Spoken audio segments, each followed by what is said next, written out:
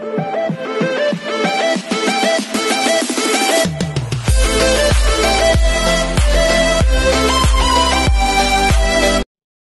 this is Kijipo Vlogs, a Filipino actor based in of Saudi Arabia, and welcome back to my channel. Agad-agad ko pa na reaction video.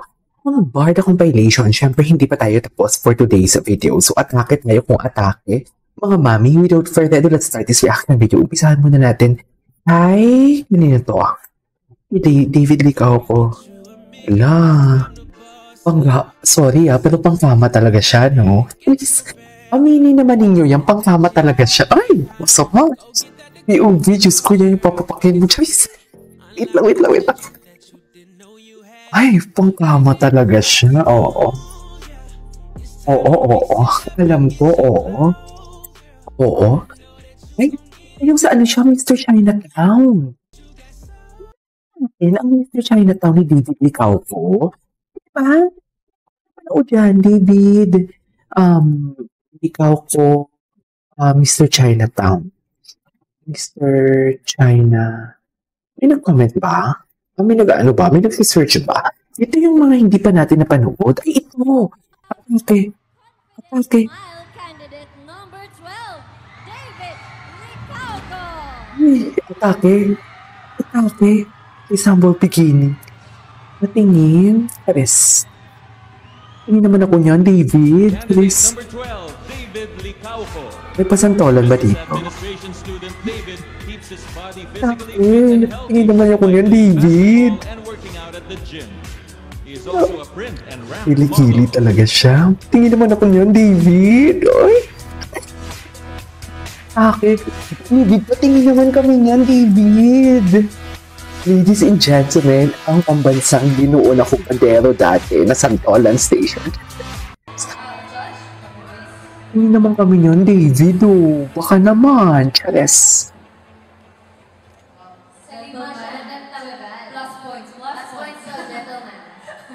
Ano naman? Saan siya pala to? Mr. Carlo Atibag. Ay, si Miss Carlo Atibag? Ano? My question is, how can an ordinary Chinoy youth become an exceptional Chinoy? An ordinary Filipino youth can contribute to society by doing carefully. Hindi natin masyado marinig. Friendship and intermingling within Filipinos and Chinese. Siya ba yung nanalo dito? An example is by organizing a basketball game which both cultures really love to do. Thank you.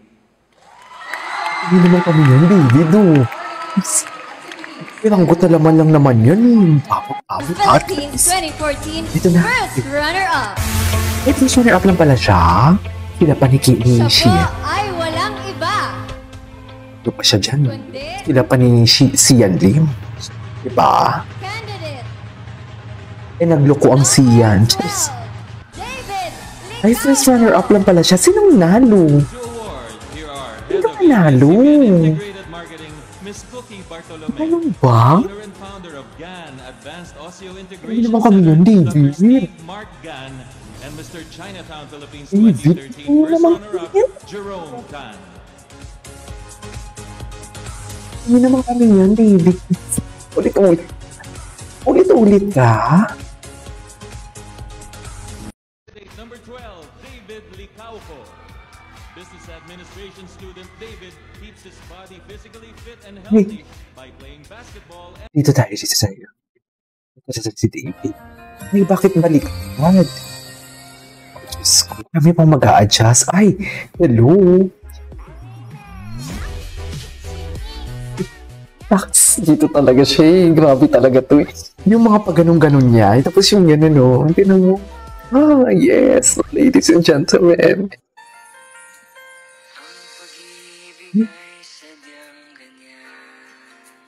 Naman pa siya dito. Gusto nga lang, sorry Ginoo, pero boses keke ka dyan talaga. Sorry Ito na ang Mr. Chinatown ni David.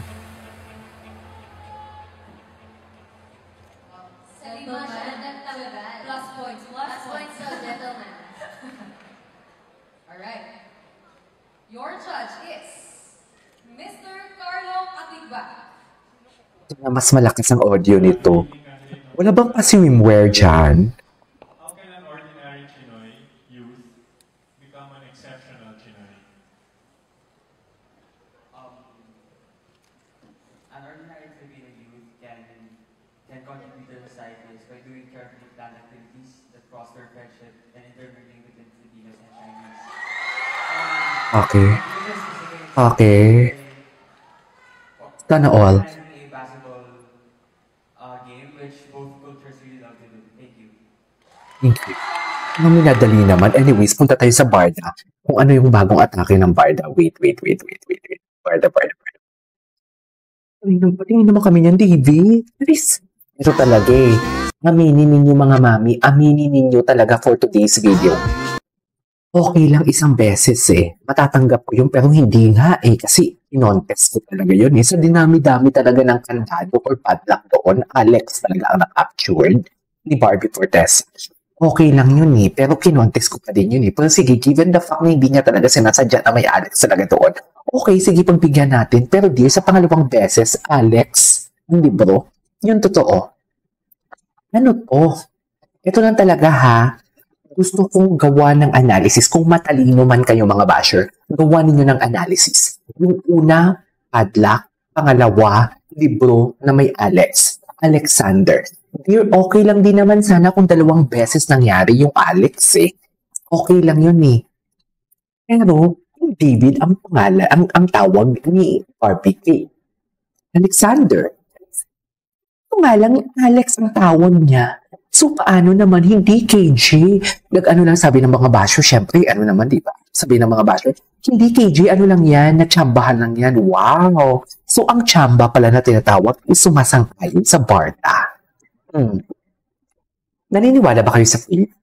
Naniniwala ba kayo sa tadhana? Syempre, lahat ng tao naniniwala sa tadhana, di ba? Di ba? Naniniwala sila sa tadhana. Huwag niyong sabihin, hindi ko naniniwala sa tadhana. So, basically, kung ang pinapaniwalaan ninyo, kung basher kayo, basically, ang pinapaniwalaan ninyong person, hindi yan tadhana. Planado yan. Sa bagay, planado naman talaga yan. Kasi alam niyo bakit? Nagka-movie nga ni. Fan-service nga ni. Wala kayong kawala sa akin, mga bakla. Iko-corner ko kayo at iko-corner. Wala. Diba?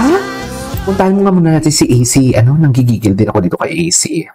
Si Barda United, walang si Ma'am Barda. Wala siyang chika. Ma'am Barda, napagod na sa buhay?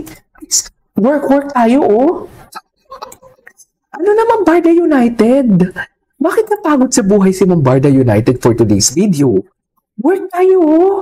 Wala bang mga debunk dito? Wala ba? Parang wala ang debunk si Ma'am Barda United. Ay, ito. Ano to? Ay, hello. Hello? Alam mo yung kanyang atake nila dito, very, you're mad, bon appetit, your majesty. Tama ba?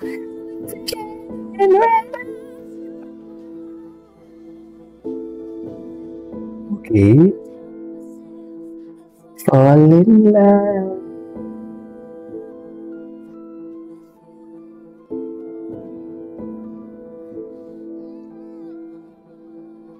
Okay. I love it. Ang papi kayo dyan. Tingnan natin tong hashtag na Barda Endgame kung anong pinagmamayabang nyo dito. Marami kasing Barda Endgame eh. Baka naman sabihin nila, ano sila ha? Ano to? Si Pinas? Ano din to, masipag din to mag-edit si Kaylan na. Tama ba? Kaylan kaya? Masipag din siya mag-edit in fairness. O diba? Ang ako.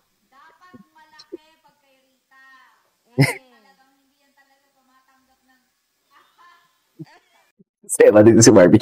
Anyways, this is our for today's video from Barda Compilation. This is Kid Vlogs and see you on my next vlog. Bye!